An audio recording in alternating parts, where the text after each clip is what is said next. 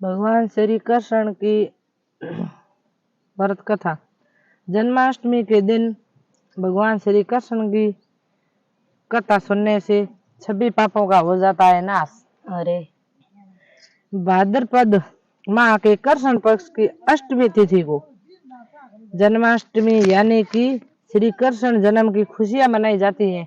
अरे भक्त मध्य रात्रि में कन्हैया का श्रृंगार करते हैं, अरे उन्हें भोग लगाते हैं और पूजा आराधना करते हैं। अरे इसी के साथ मुरलीधर के जन्म की कथा भी सुनते हैं।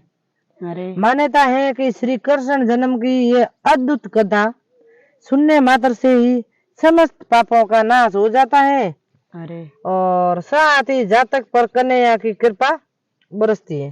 अरे इसीलिए भगवान श्री कृष्ण की जो भी कन्याएं कृष्ण जन्माष्टमी का व्रत रखती हैं, वो महिलाएं, बच्चे, बूढ़े कथा एक बार जरूर सुनना। अरे और मैं सुनाने जा रही हूँ व्रत कथा। स्कंद पुराण के मुताबिक द्वापर युग की बात है। द्वापर युग की बात है। उन दिनों मथुरा में उग्रसेन नाम के एक राजा हुए। अरे अरे लेकिन स्वभाव से वो बहुत ही सीधे साधे थे। अरे सीधे साधे सरल थे। यही वजह थी कि उनके पुत्र कंस ने ही उनका राज्य हड़प लिया। अरे अरे राजा के सीधे साधे होने की वजह से उनके पुत्र ने ही उनका राज्य हड़प लिया अरे और समय ही मथुरा का राजा बन बैठा। अरे कैसे पुत्र थे देखो। वो समय आपके मतलब पिता का राज्य हड़प के समय मथुरा का राजा बन गया। अरे कंस की एक बहन थी जिनका नाम था देवकी। अरे कंस उनसे बहुत स्नेह करता था। बहुत ही कंस बहन को बहुत ही स्नेह करता था। अरे देवकी का विवाह वसुदेव से तय हुआ था। अरे तो विवाह संपन्न होने के बाद कंस समय ही बहुत ही स्नेह करने वाली बहन को रथ हाँकते हुए बहन को ससुराल छोड़ने के लिए रवाना हुआ।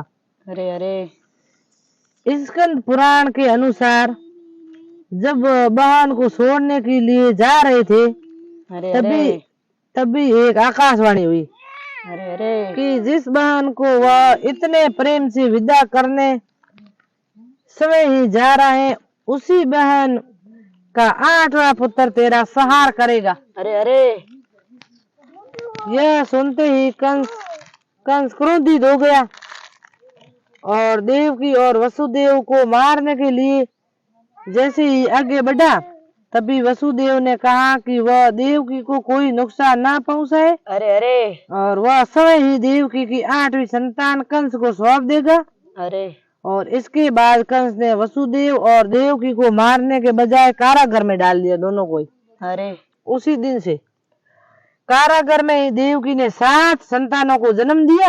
अरे अरे और कंस ने सभी को एक एक करके मार दिया। अरे अरे कितना दुष्टी कंस था, 7 संतानों को एक एक करके मार दिया। अरे इसके बाद जैसे ही देवकी फिर से गर्भवती हुई, अरे तभी कंस ने कारागार का पहरा और भी कड़ा लगा दिया।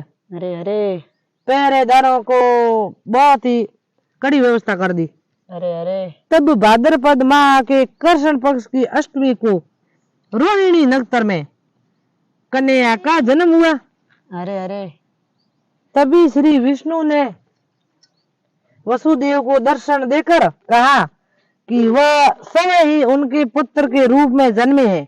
अरे अरे वसुदेव को दर्शन दिए और वसुदेव ने कहा कि वह समय मैं खुद उनके पुत्र के रूप में जन्मे हैं। उन्होंने यह भी कहा कि वसुदेव जी उन्हें वृंदावन में अपने मित्र नंद बाबा के घर पर छोड़ आए और यशोदा जी के गर्भ में से जिस कन्या का जन्म हुआ उसे कारागार में ले आए। अरे अरे यशोदा जी गर्भ से जन्मी कन्या कोई नहीं बल्कि वह तो समय माया थी। अरे अरे यह सब कुछ सुनने के बाद वसुदेव जी ने वैसा ही किया। अरे वसुदेव जी ने जैसे ही कन्हैया को अपनी गोद में उठाया, कारागार के ताले खुद खुल गए अरे और पहरेदार अपने आप ही नींद के आगोश में हो गए, अरे अरे आ गए। फिर वसुदेव जी कन्या को टोकरी में रखकर अरे अरे वृंदावन की ओर चल दिए। कहते अरे हैं कि उस समय यमुना जी पूरे उफान पर थी। तब वसुदेव जी महाराज ने टोकरी को सिर पर रखा और यमुना जी के पार करके नंद बाबा के घर पहुंचे। अरे अरे वहां कन्या को यशोदा जी के पास रखकर कन्या को लेकर मथुरा वापस लौट आए। अरे अरे स्कंद पुराण के अनुसार जब कंस को देवकी की 8वीं संतान के बारे में